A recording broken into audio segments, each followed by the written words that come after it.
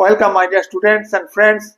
Welcome to a new session of English Grammar Series in my English Helpmate YouTube channel. English Grammar Series এর আগের ক্লাসে আমরা appropriate preposition নিয়ে আলোচনা করেছি। appropriate preposition এর মধ্যে a দিয়ে যে সমস্ত ওয়ার্ড শুরু তাদের সাথে যে সমস্ত appropriate preposition হয় সেগুলো নিয়ে আমরা আলোচনা করেছি। আজকে appropriate preposition এর সেকেন্ড ক্লাসে আমরা b এবং c দিয়ে শুরু ওয়ার্ডগুলির সাথে যে সমস্ত অ্যাপ্রোপ্রিয়েট প্রিপোজিশন হয় সেগুলি নিয়ে আলোচনা করব। ক্লাসটি পুরো দেখো, আশা করি তোমাদের কাজে লাগবে। তোমরা যে সমস্ত পরীক্ষার্থী মাধ্যমিক বা উচ্চ মাধ্যমিক দেবে তাদেরও কাজে লাগবে, আর যারা প্রতিযোগিতামূলক পরীক্ষায় বসবে চাকরির পরীক্ষার ক্ষেত্রেও তোমাদের অ্যাপ্রোপ্রিয়েট প্রিপোজিশন কাজে লাগবে। ক্লাসটা পুরোটা দেখো, আশা করি তোমাদের ভালো লাগবে। Let us start our class. দেখো, বি দিয়ে শুরু, বেসড অন। বেসড অন মানে হচ্ছে ভিত্তি থাকা। দেখো, the movie is based on real incident. এই সিনেমাটা বা এই মুভিটা সত্য ঘটনার উপর অবলম্বনে বা ভিত্তি করে তৈরি। তাহলে বেসড অন ভিত্তি থাকা বা ভিত্তি করা, বোঝা গেল। তারপর দেখো, beg a person for a thing আর beg a thing of a person. কেমন হয়? বেগ দুটো কথার মানেই হচ্ছে ভিক্ষা করা। বেগ অফ বা বেগ ফর দুটির মানে কিন্তু ভিক্ষা করা।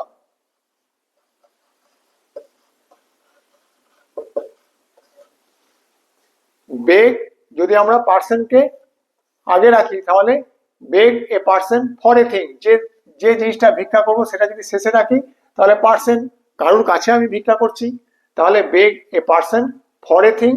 আর যদি আমরা থিংটাকে আগে রাখি তাহলে অফ এ পার্সন।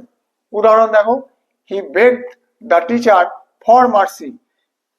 সে শিক্ষক মহাশয়ের কাছে ক্ষমা ভিক্ষা করলো। একই কথা আমি আবার এভাবে বললাম কি, he begged mercy of the teacher.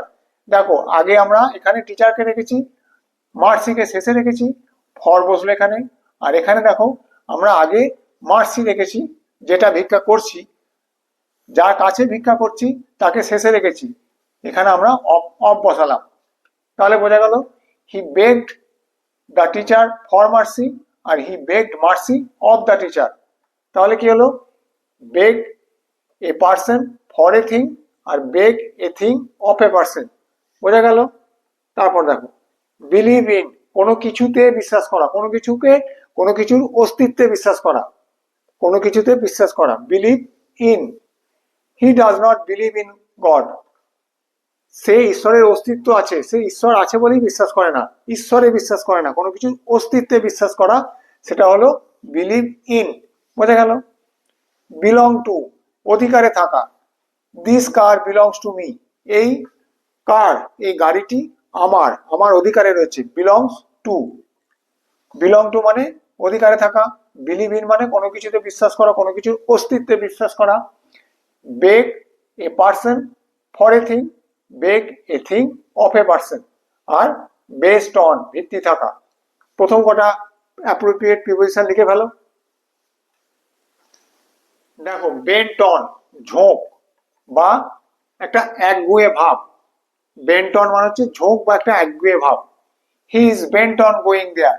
সে সেখানে যেতে দৃঢ় প্রতিজ্ঞ বা একদম একগুঁয়ে ভাবে সে চাইছে যে সেখানে সে যাবেই। হি ইজ বেন্ট অন, তার ঝোঁকটা কি সেখানে সে যাবেই।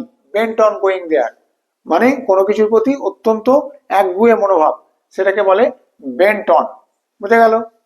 তারপর দেখো, বিওয়ার অফ, সতর্ক থাকা। বিওয়ার অফ মানে সতর্ক থাকা। Beware of pick pockets in the train. ট্রেনেতে পকেটমারি হয়, পিক পকেট হয়, সেটার জন্য সতর্ক থেকো। ট্রেনেতে পকেটমারি থেকে সতর্ক থেকো। ব্লেসড উইথ, ব্লেসড উইথ মানে হচ্ছে বরপ্রাপ্ত বা আশীর্বাদ প্রাপ্ত। He is blessed with good health. তার যেন সুস্বাস্থ্যের আশীর্বাদ রয়েছে, সে সুস্বাস্থ্যের অধিকারী।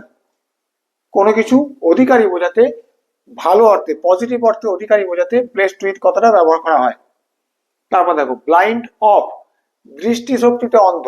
আর ব্লাইন্ড টু, দুটো দেখো, অফ আর টু। দৃষ্টিশক্তিতে অন্ধ ব্লাইন্ড অফ, আর দোষের প্রতি অন্ধ, ব্লাইন্ড টু। দৃষ্টিশক্তিতে অন্ধ দেখো, he is blind of one eye, সে একটি চোখে সম্পূর্ণ অন্ধ, একটি চোখে দেখতে পায় না, he is blind of one I.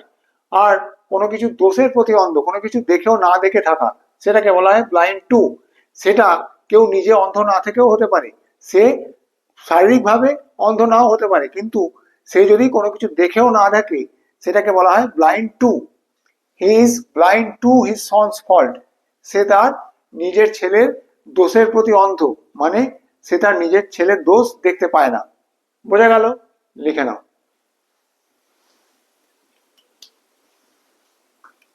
দেখো, বোস্ট অফ, বোস্ট অফ মানে হচ্ছে গর্ব করা। Don't boost of your wealth, তোমার সম্পদের গর্ব করো না, তোমার অর্থের গর্ব করো না। বোস্ট অফ মানে হচ্ছে গর্ব করা বা অহংকার করা। Born of a family in a situation, born of a family in a situation. Born মানে জন্মগ্রহণ করা,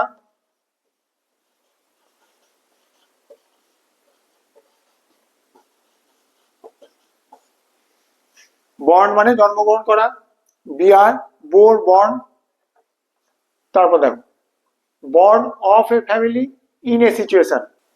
দেখো, he was born in poverty, মানে তার জন্মগ্রহণ করেছিল সে দারিদ্র্যের মধ্যে, বা তার জন্ম হয়েছিল দারিদ্র্যের মধ্যে। বাট অফ অনেস্ট প্যারেন্টস, কিন্তু অনেস্ট প্যারেন্টের ঘরে তার জন্মগ্রহণ হয়েছিল, মানে সে জন্মগ্রহণ করেছিল সৎ বাবা মায়ের ঘরে, কিন্তু দারিদ্র্যের মধ্যে, দারিদ্র্যের মধ্যে কিন্তু সৎ বাবা মায়ের ঘরে। Of a family in a situation, বোঝা গেল? Born in a situation of a family. তারপর দেখো, বাউন্ড ফর, অভিমুখ, কোনো কিছু অভিমুখ বোঝাতে বাউন্ড ফর ব্যবহার করা হয়। The train is bound for new Delhi, ট্রেনটা নিউ দিল্লি অভিমুখে যাত্রা শুরু করবে বা যাচ্ছে, তার অভিমুখ বোঝাতে আমরা বাউন্ড ফর ব্যবহার করি। বাউন্ড টু মানে আবার দেখো বাধ্য, he is bound to do it, সে এটা করতে বাধ্য। ফর হচ্ছে অভিমুখ, বাউন্ড ফর হলো অভিমুখ, আর বাউন্ড টু হলো বাধ্য। He is bound to do it, সে এটা করতে বাধ্য। বিজি উইথ, ব্যস্ত, he is busy with studies, সে পড়াশোনা নিয়ে ব্যস্ত, বিজি উইথ। বোঝা গেল? লিখে নাও।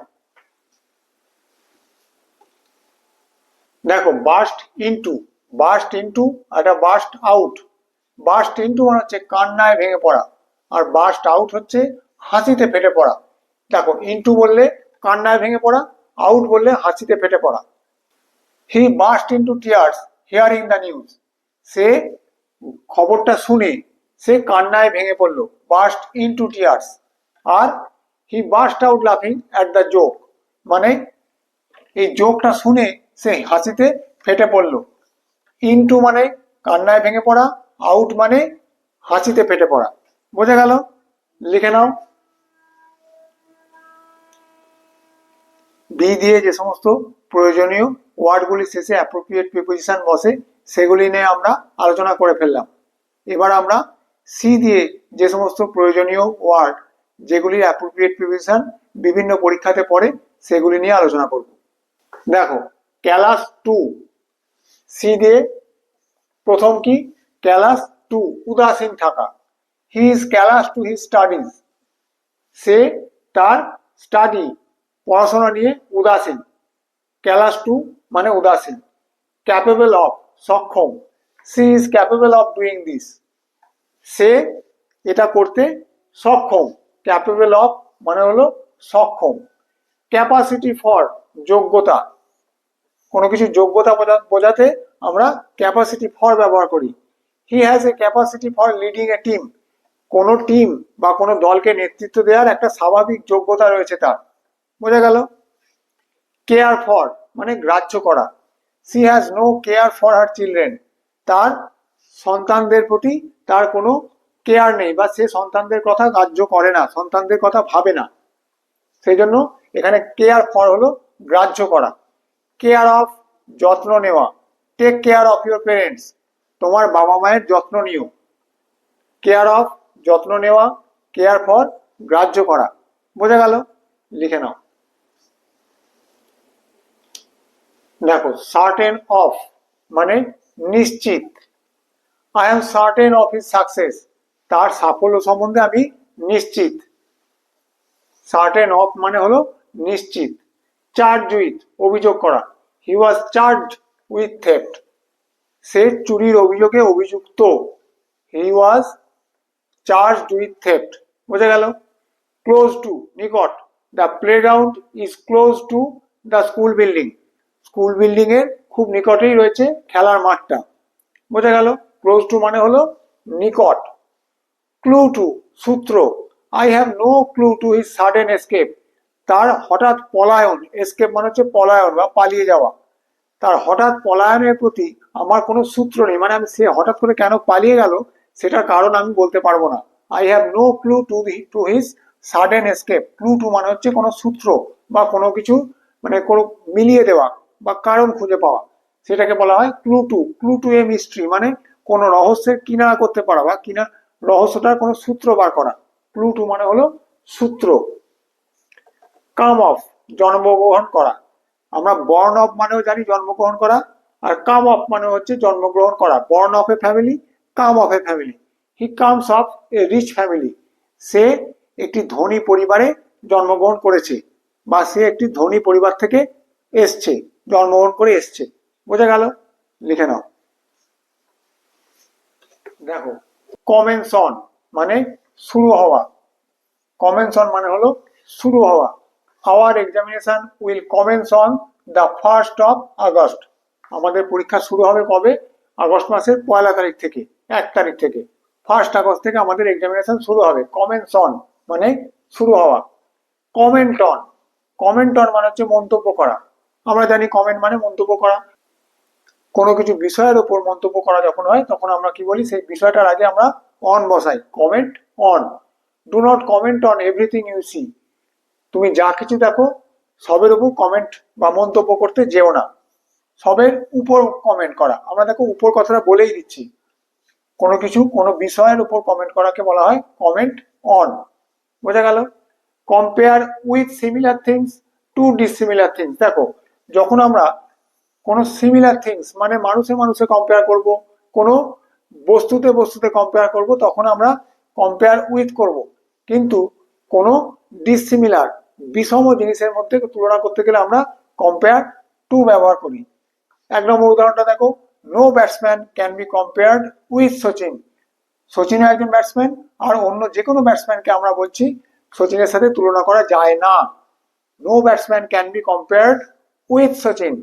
আর দেখো, অ্যাঙ্গার রাগ, anger is often compared to fire, anger আর ফায়ার দুজনের মধ্যে তুলনা আনা হচ্ছে, দুটো কিন্তু সেম জিনিস বা সমবস্তু নয়, সেই জন্য আমরা কম্পেয়ার টু ব্যবহার করলাম। রাগকে অনেক সময় আগুনের সঙ্গে তুলনা করা হয়। বোঝা গেল? Anger is compared, anger is often compared to fire.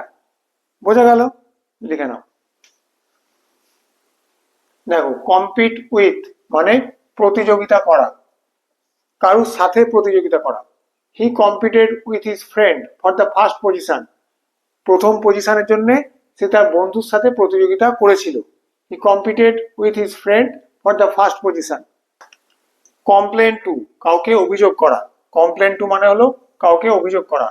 He complain to the headmaster for the misbehaviour of his friend, তার বন্ধুর খারাপ ব্যবহারের প্রতি বা খারাপ ব্যবহারের প্রতি রুষ্ট হয়ে সে তাদের স্কুলের হেডমাস্টার মশাইকে অভিযোগ জানিয়েছিল।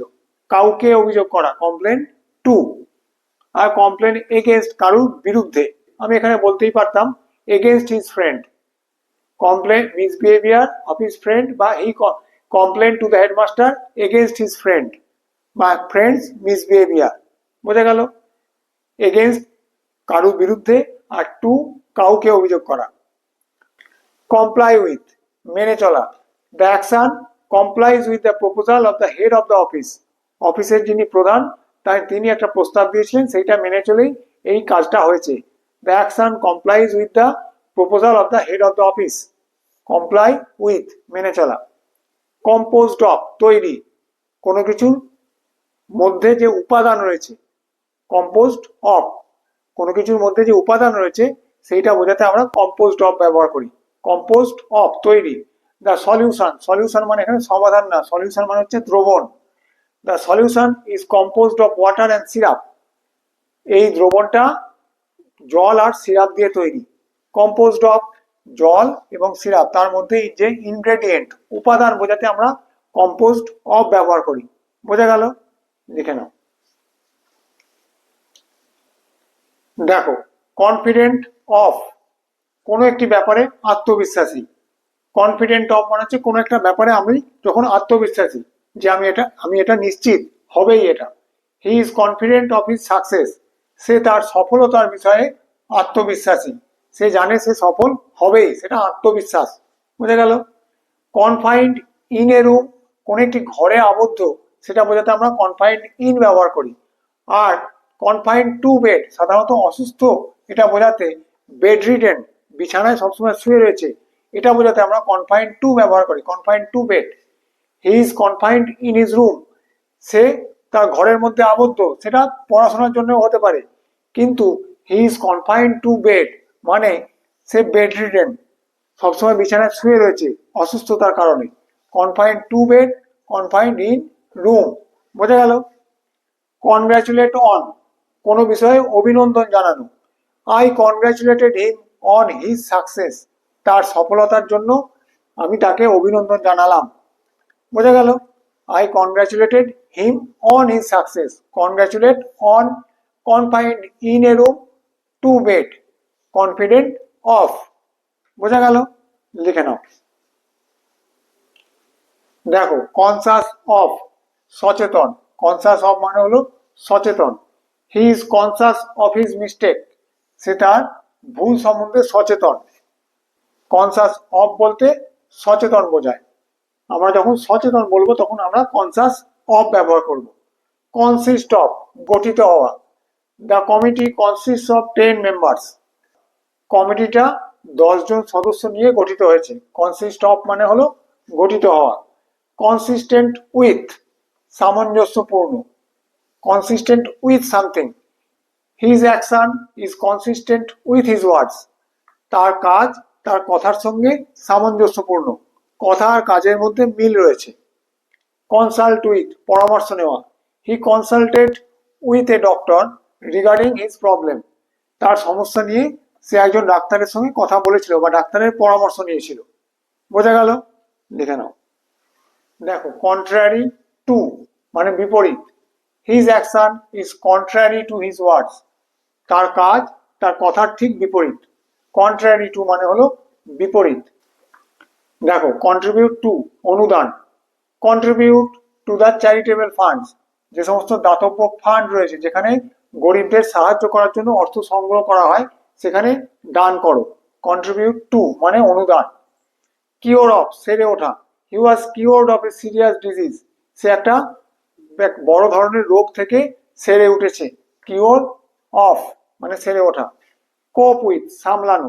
আই ক্যান নট কোপ উইথ দ্য সিচুয়েশন, আমি এই অবস্থাটা সামাল দিতে পারছি না বা সামলাতে পারছি না। ক্রেভ ফর, আকাঙ্ক্ষা করা। Do not crave for undue wealth, যেটা প্রাপ্য নয়, যেটা তোমার পাওনা নয়, সেই সম্পদের প্রতি আকাঙ্ক্ষা করো না। ক্রেভ ফর মানে আকাঙ্ক্ষা করা।